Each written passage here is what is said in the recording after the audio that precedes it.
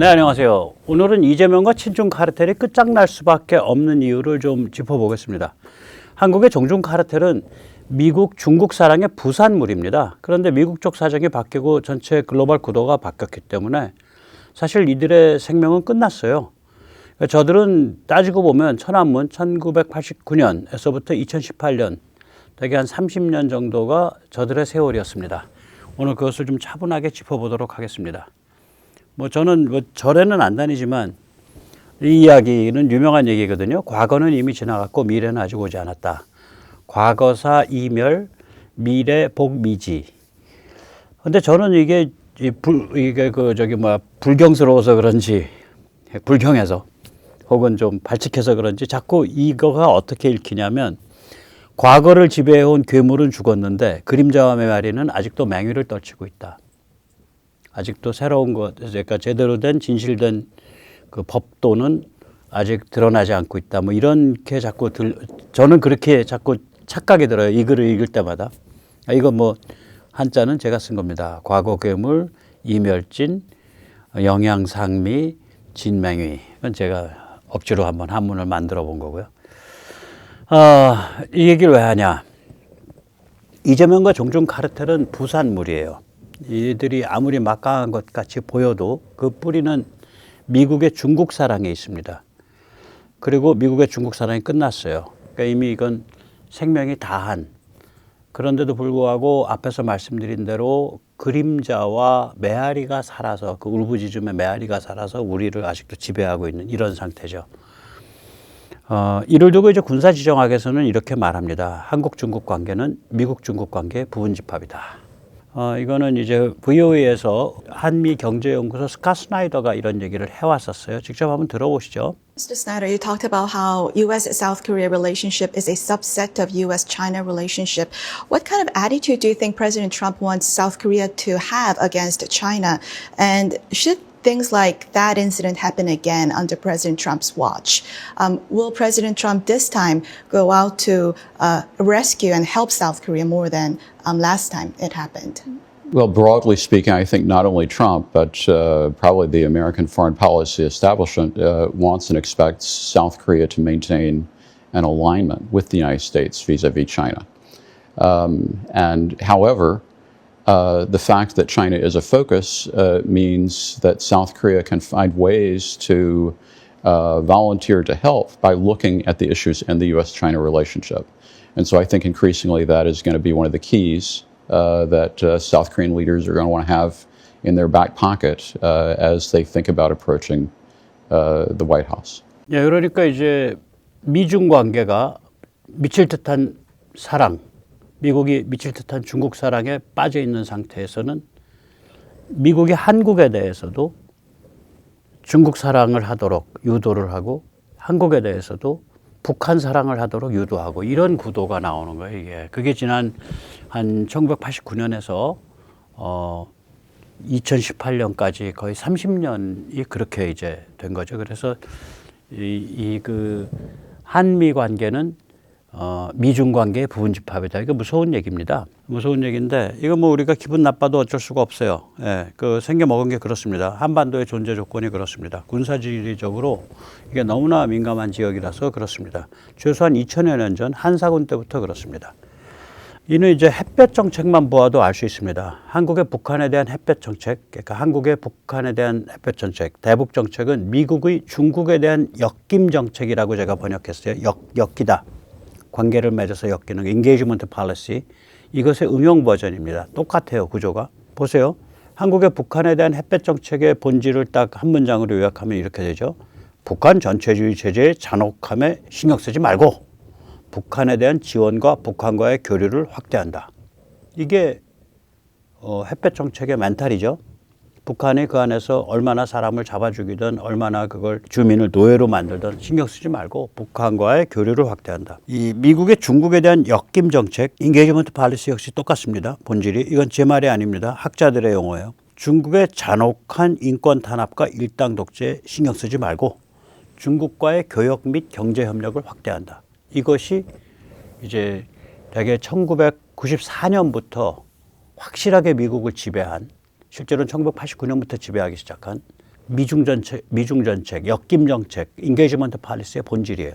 조금 더 살펴보겠습니다. 1989년 6월 천안문 학살 이후 1994년까지 5년 반 동안 미국에서 벌어졌던 역김 정책 노선 투쟁, 노선 논쟁이 있었어요. 인게이지먼트 팔리시에 대한.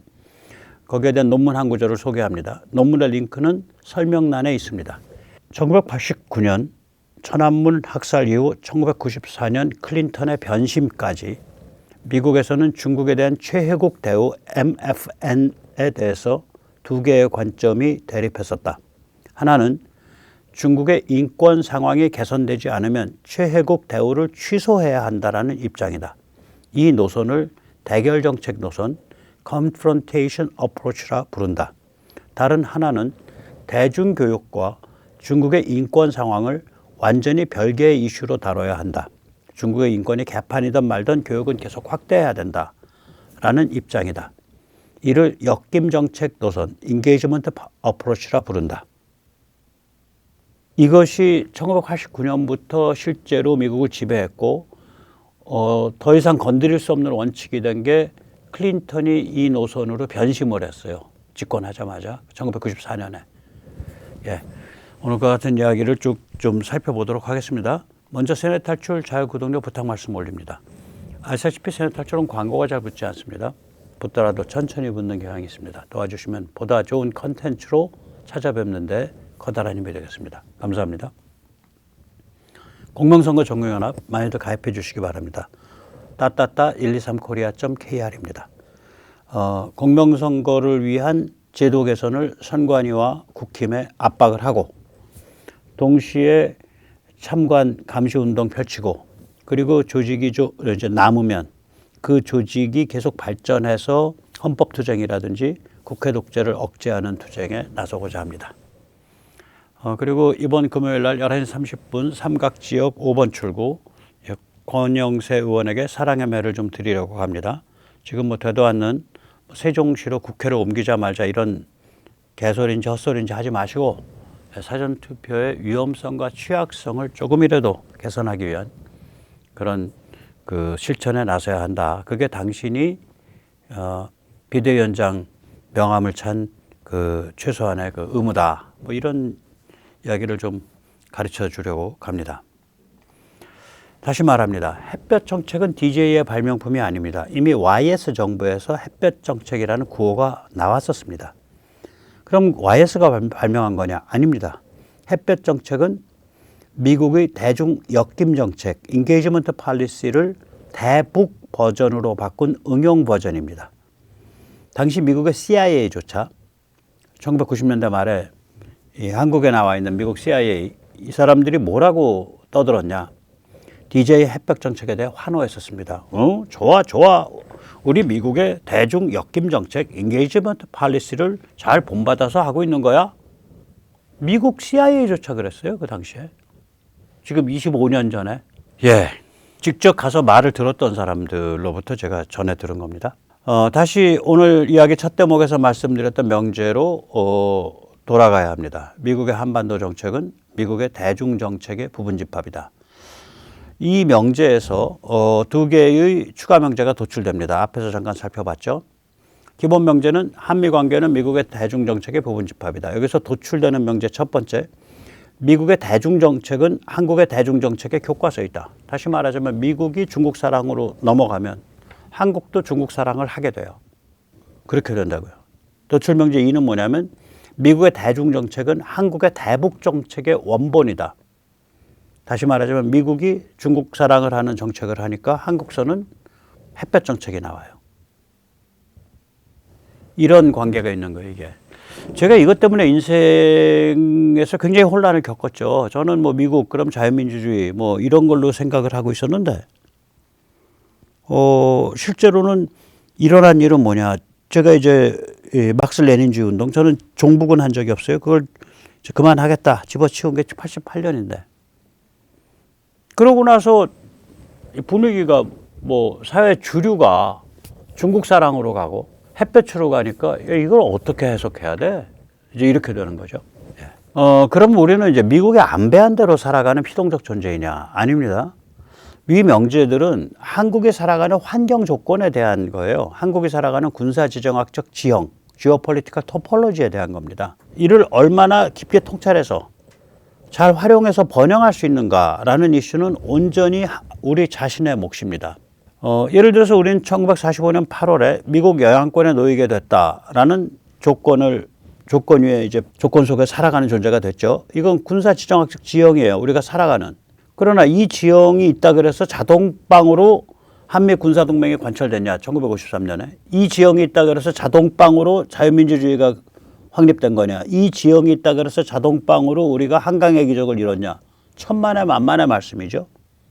한미 군사동맹만 예를 들더라도 이거는 미국이 우리한테 안 맺어주려고 그랬던 동맹이에요. 그걸 우남 이승만 그리고 우리 선배 세대가 미국에게 강요해서 관철시켰단 말이죠. 뭐 목숨 내놓고 미국한테 삐댔죠. 방공포로 석방하고 그래서 억지로 관철시켰다고요. 아까 여기 이제 사진의 오른쪽 아저씨, 아까 그 키 크고 잘생긴 아저씨, 이게 국무장관 덜레스인데 이 사람은 지지를 해줬어요. 그러나 아이젠하워는 안 맺으려고 그랬다고요. 그때 미국 대통령은. 즉 다시 말하자면 우리가 한국인이 처한 또한 한국이 처한 군사지정학적 조건을 통찰한다는 것과 그래서 그것에 가장 유리하고 그 흐름에 가장 부합한 그 생명의 방향을 거기서 짚어낸다는 것과 우리가 그 위에서 뭐를 하냐는 것은 전혀 다른 문제죠. 우리의 실천은. 그러니까 군사지정학적 조건에 의해서 모든 것이 자동방으로 다 결정되는 건 아니에요. 우리가 거기서 뭘 성취하냐는 또 우리의 문제가 되는 거죠. 예.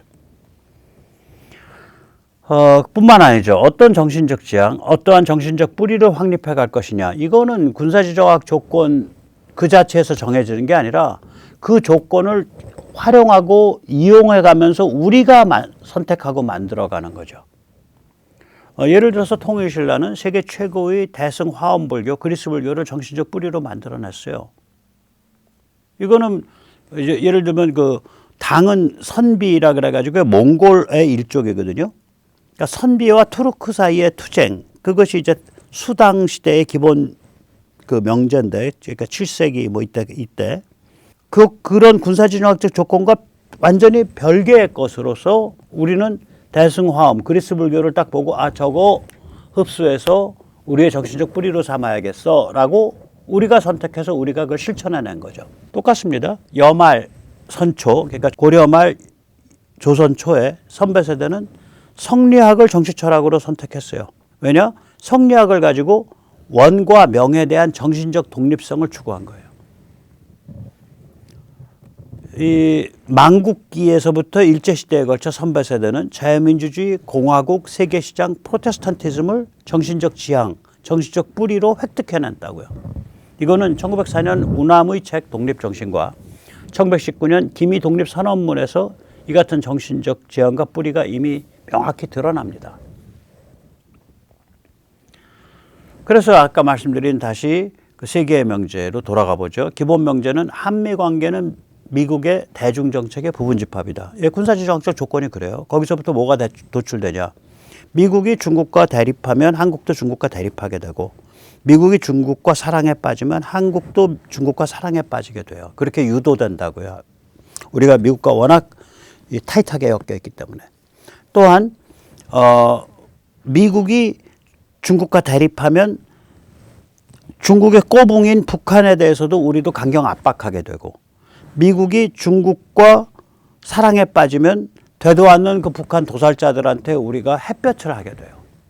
그게 대세가 된다고요. 그러니까 그 대세에 적응하지 못하면 저같이 이렇게 계속 제하로 돌고 그게 이제 익숙해진 거죠. 한 1989년, 88년부터 지금까지니까 거의 30몇 년을 저는 제도권에 들어갈 생각을 안 했거든요. 너무 달라서. 대세가 아니니까. 미국의 중국 사랑이 한국의 중국 사랑을 낳은 거예요. 미국의 중국 디카플링이 한국의 중국 디카플링을 낳고 있습니다. 그래서 이재명과 친중 카드텔은 죽을 수밖에 없는 거예요. 이미 설 자리가 없는 거예요. 그러니까 이미 그 괴물은 죽었어. 본체는 죽은 거예요. 지금 이재명과 친중 카르텔은 본체가 아니고 그림자고 메아리에 지나지 않아요. 예, 그렇습니다. 그러면 이제 미국이 이제 중국에 대해서 긴장 회피 정책, 또 한반도에서 분단 유지 정책을 취해왔단 말이죠. 1945년에서부터 최소한 문서로 드러나기는, 공언으로 드러나기는 2023년 캠프 데이비드 혁명, 2023년 캠프 데이비드 회담의 한미일 3국 공동 선언에서 평화롭고 자유스러운 통일 한반도라는 문구가 들어가기 전까지는 한반도 분단 유지 정책이라고, 한 번도 그것을 넘어선 적이 없어요, 미국이. 그러니까 1951년 초에 메가더를 해임을 시키죠. 그리고 이제 어떤 특징을 가지냐면, 우리는 6.25를 경험했고 300만 중공군이랑 싸웠기 때문에 우리의 그 자유공화적 흐름은 굉장히 전투적이 될 수 있어요. 그 역사적 배경을 갖고 있기 때문에. 그럼 여기서 전투적인 흐름이 나타나면, 전투적인 반공, 전투적인 반전체주의, 전투적인 반중이 나타나면 국력이 세일수록 미국은 부담스러워진다고. 사고 칠까 봐. 그러니까 비록 친중 친북으로 기울 위험성이 있지만 소위 민주라고 하는 거, 소위 진보라고 하는 쪽을 미국이 이렇게 토닥이면서 그쪽이랑 손을 잡는 그런 성향이 있는 거예요.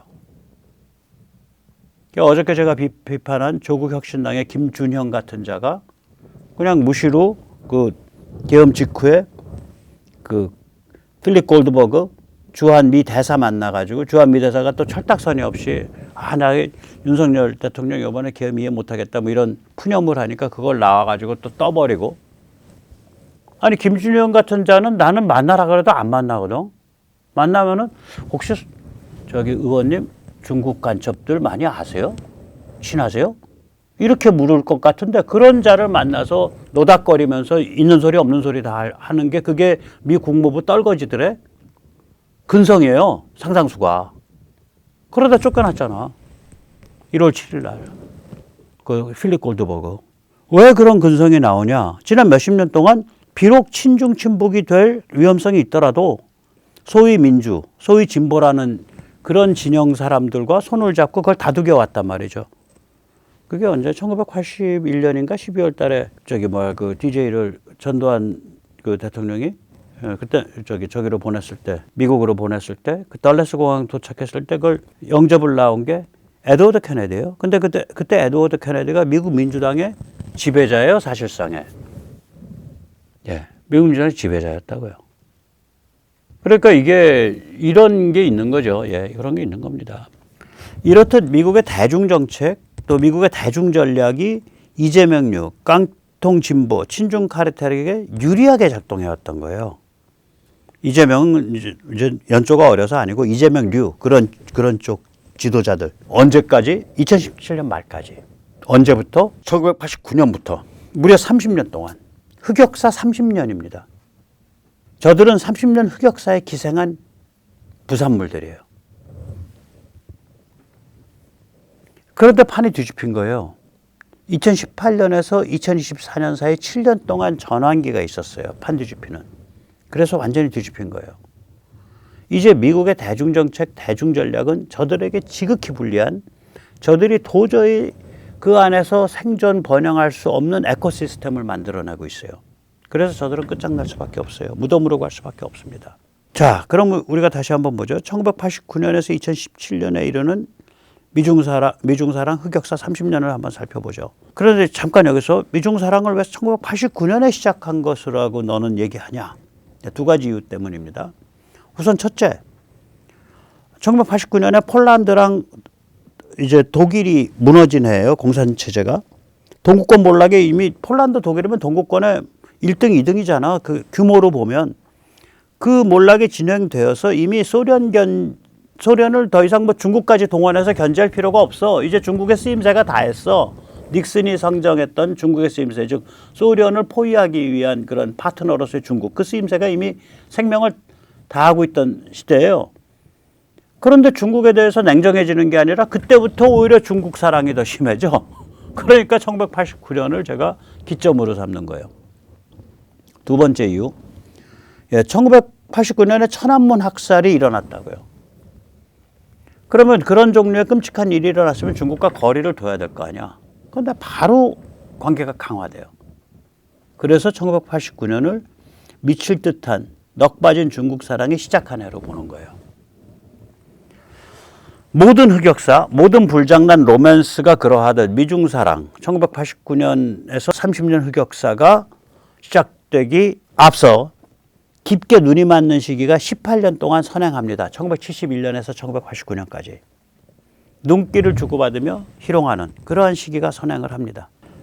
미중 사랑은 30년 흑역사에 선행한 18년 동안의 눈길 맞추기 혹은 준비 시기를 보면 1971년 키신저가 방중을 하죠. 이건 이제 소련을 포위하기 위해서 중소 사이의 거리가 벌어지니까 그래서 이제 가는 겁니다. 이게 이제 중소 사이의 거리가 벌어질 수 있던 이유는 가장 큰 이유는 뭐냐면 중국이 1964년에 핵무기를 확보해요. 소련에 대해서 이제 힘을 겨룰 수 있는 상태가 된 거죠. 그리고 월남전에서 미국이 이거 도저히 이길 수 없는 전쟁이다라고 판정이 난 게 1968년 구정공세, 테트 공세입니다. 이 구정이어서 가지고 1월 말부터 시작하긴 했지만 이게 1년 내내 가요.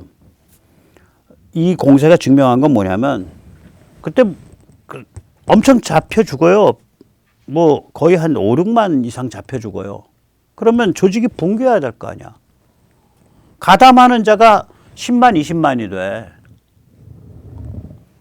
죽는 자가 5만이면 신규 가담자가 20만 되면 이건 이길 수가 없는 거예요. 이미 혁명에 거기서 판이 갈리는 거예요. 그래서 이게 월남전 분수령이에요. 1968년이. 세 번째는 뭐냐? 중소 충돌이 시작을 합니다. 지금 흑룡강변, 아무르강 근처. 1969년부터. 이런 상황이 진행이 되니까 키신저가 방중을 해서 이제 중국과 소련 사이에 쐐기를 박으려고 그러죠. 그때 방중 비밀리 했습니다. 비행기를 아마 파키스탄에서 타고 들어갔을 거예요. 그러면 이제 72년에는 닉슨이 방중을 하죠. 그러면서 미중 화해가 시작되고 소련 고립이 시작된 거예요. 본격적으로. 79년에는 카터가 끔찍한 일 많이 저지릅니다. 미중 수교를 합니다. 그리고 중국이 유엔 상임 이사국이 됩니다. 그리고 중국이 미국의 최혜국이 돼요.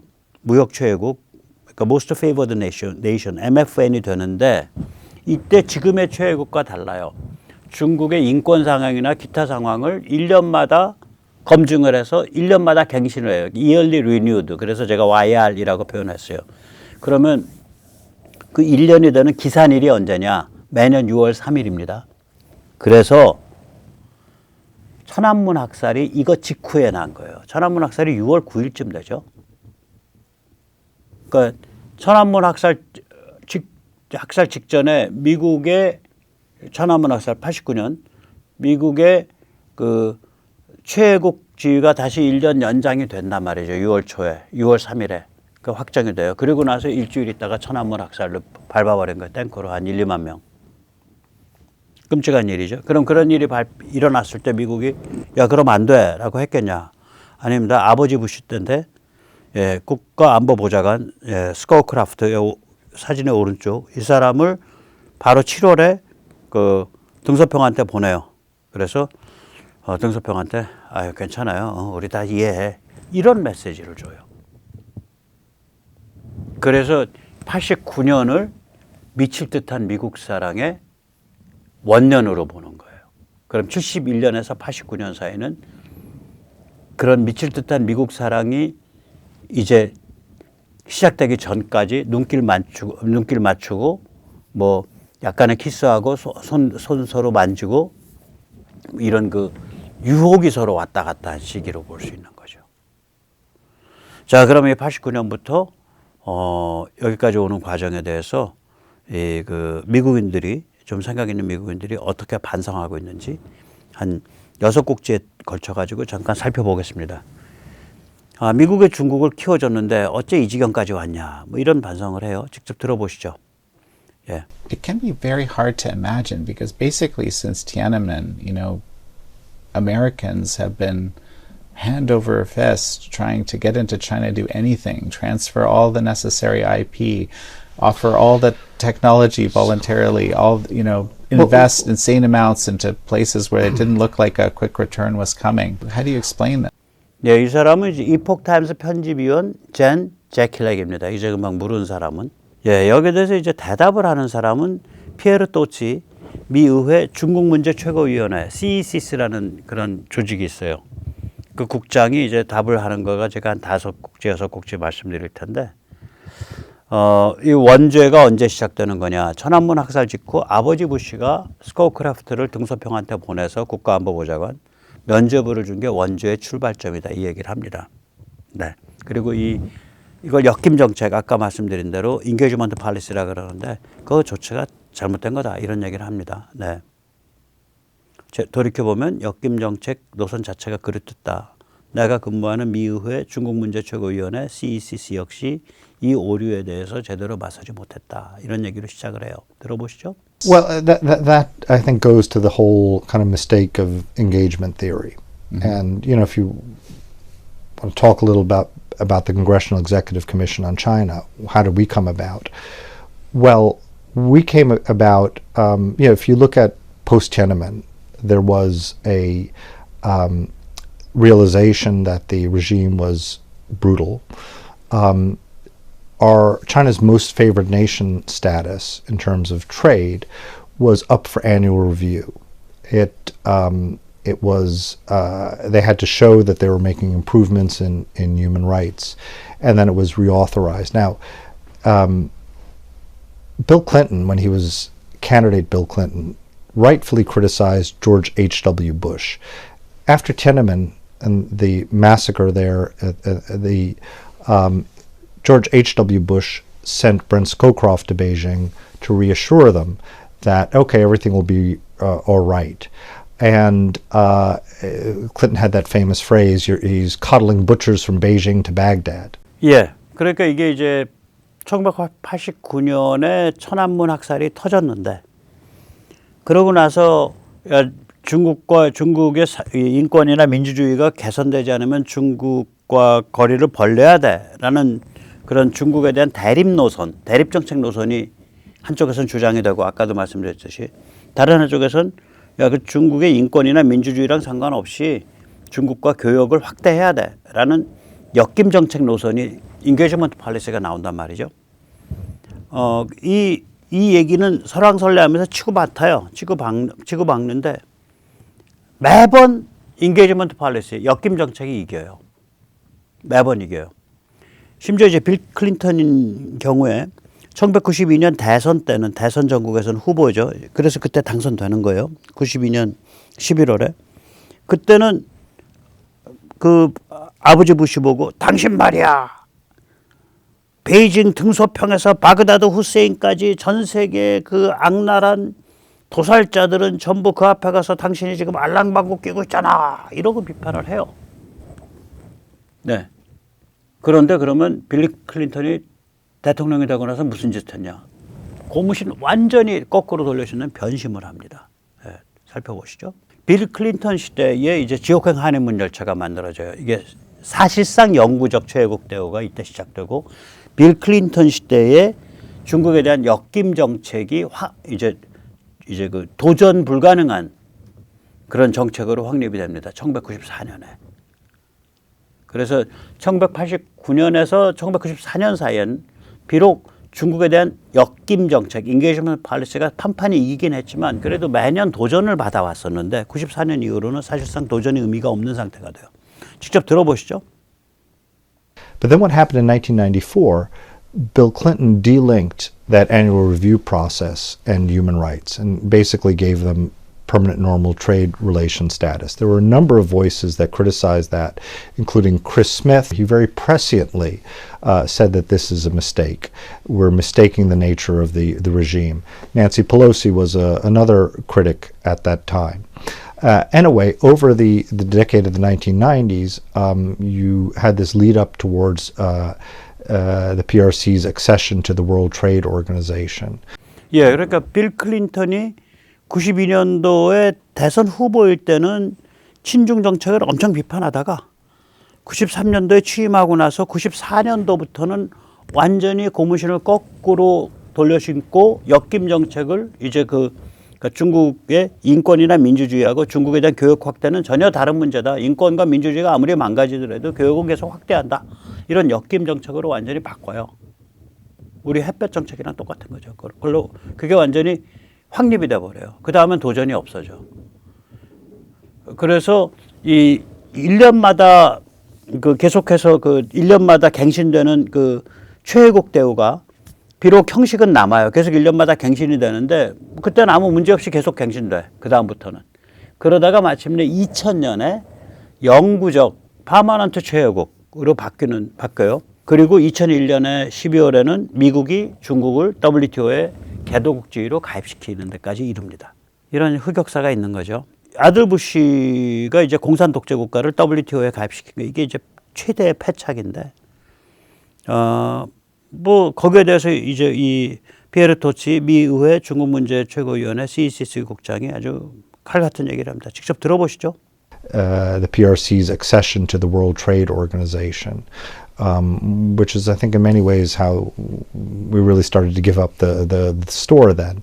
The idea that you could take a regime that is mercantilist, it's a communist command economy that's able to devote resources to particular, not just industries, but particular companies. It's able to subsidize low prices through the use of forced slave labor, and also steals intellectual property to give it an upper hand. If you look at the Canadian company Nortel.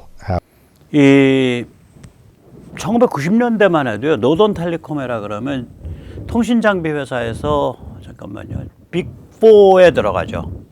빅4죠. 그러니까 루센트 테크놀로지, 그러니까 AT&T, 그 다음에 프랑스의 알카텔, 그 다음에 스웨덴의 에릭슨, 캐나다의 노던 텔레콤, 이게 빅4거든요. 통신 장비 회사 그 당시에는. 이 노던 텔레콤이 중국 시장 욕심내서 중국 들어갔다가 중국한테 다 개털리고 망한 회사예요. 네, 그 얘기하고 있습니다. It should be but well, it's how Huawei was arguably constructed at the beginning, correct. right? Yeah, that's Huawei's rise to power. It cannibalized another telecom company that was so eager to get into the China market. So that was a mistake that was made as part of that WTO accession. The Congressional Executive Commission on China was created to monitor China's human rights record, and ironically, part of it was to kind of map its progress towards a rule of law society, which again sort of kind of shows that heady optimism at the time, but also to maintain a political prisoner database and to keep Congress informed. What people thought would be progress now is, I think it's very clear, is regress. And the abuse of human rights is ongoing and systematic. 네, 그러니까 이제 이 사람 말 이렇게 들어보면 아 진짜 미국이 넋 빠진 중국 사랑에 빠졌었구나. 1989년에서부터 트럼프 일기 정부가 관세 전쟁 시작한 또 그것에 선행해서 2017년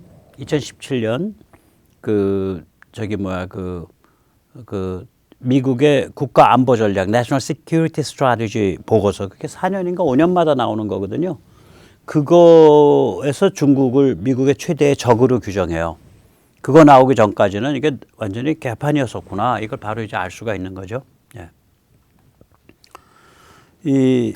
그러면서 이제 그 중국이 외국에 대해서 두 개의 아주 착한 얼굴, 순진한 얼굴을 한다는 거예요. 그러나 이것이 시진핑이 바로 그 가면을 벗어내린 주역이다. 그래서 그 점에서는 땡큐 시진핑이다. 이런 얘기를 합니다. 한번 직접 들어보시기 바랍니다. Well, again, I think they present one face to the rest of the world, and that was especially true with during the reform era. When they wanted to attract foreign direct investment. And so they present one face to the rest of the world, and then it's a very different message to their own people. I think one thing we can be very grateful to Xi Jinping about is that the mask is off. Whether it's the wolf warrior diplomacy, whether it's the aggression towards Taiwan, towards the Philippines, and we call it the South China Sea. Maybe we should start calling it the West Philippine Sea. That aggressiveness towards India on its border, I think the mask is off, and its intentions are much clearer for those that want to see. And we're also seeing, I think, a withdrawal of Western companies, Western law firms, that have realized that this was a bad bargain. 예. 그리고 이제 마지막 이 양반이 어떻게 보는지 이제 나옵니다. 이 애플과 마이크로소프트 같은 회사는 이제 연구 개발까지 중국으로 많이 아웃소싱을 해놔가지고 발을 빼기 어렵다. 그런데 이제 중국 공산당은 미국에 대한 원한의 정신, 미국에 대한 적대의 정신, 이거를 전 세계에 퍼뜨리는 중이다. 한번 직접 들어보시기 바랍니다. That was made. You still, however, it's difficult to extricate yourself. If you're a company like Microsoft or Apple, not only is a great deal of your production in China, but also that's where your research and development is. We've outsourced so much to a country again that seeks to be the hegemon, and also seeks to foster this spirit of grievance and hostility towards the United States. 예, 제가 이걸 보면서 이 spirit of grievance라는 표현을 보면서 이 사람 참 고민 많이 한 사람이다. 이 니체를 읽어보면요, 이 지옥의 불길, 그러니까 정말 악의 정신이라는 건 뭐냐? 르상뜨망이라고 얘기를 하거든요. 그러니까 세상과 삶에 대한 원한, 앙심, 그게 악의 본질이다 이거예요.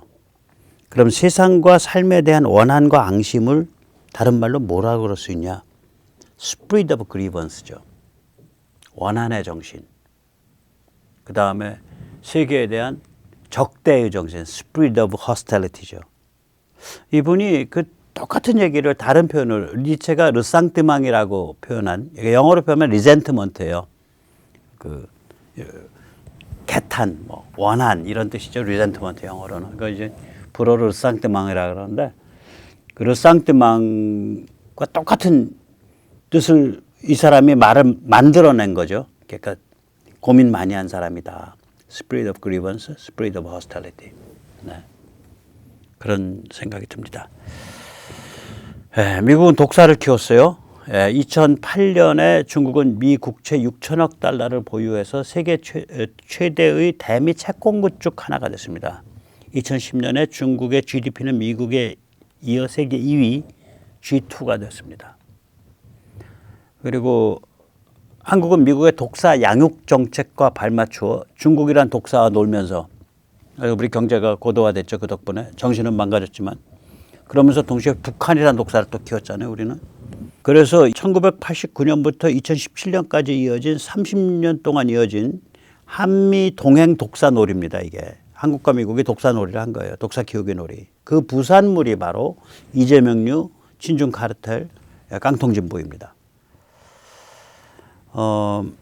그러다가 2018년부터 2024년까지 7년은 각성 전환기였습니다. 그리고 올해 2025년부터 독사 멀리하기, 차이나 디카플링, 신냉전이 급격화되고 있는 거예요. 만약에 이번 대선에서 이재명 더불당을 패배시키지 못한다면 우리는 엄청난 대가를 치를 겁니다. 차이나 디커플링 시대에 중국 위성국가로 전락하는 코스를 가니까 이건 정신은 정신대로 망가져 있는 거고 글로벌 군사지정학의 흐름과는 정반대되는 죽음의 길로 가는 길입니다. 그 길 반드시 피하고 우리가 반드시 이겨내야 됩니다. 그럴 수 있다고 생각을 합니다. 네, 오늘 여기까지 모시겠습니다. 감사합니다.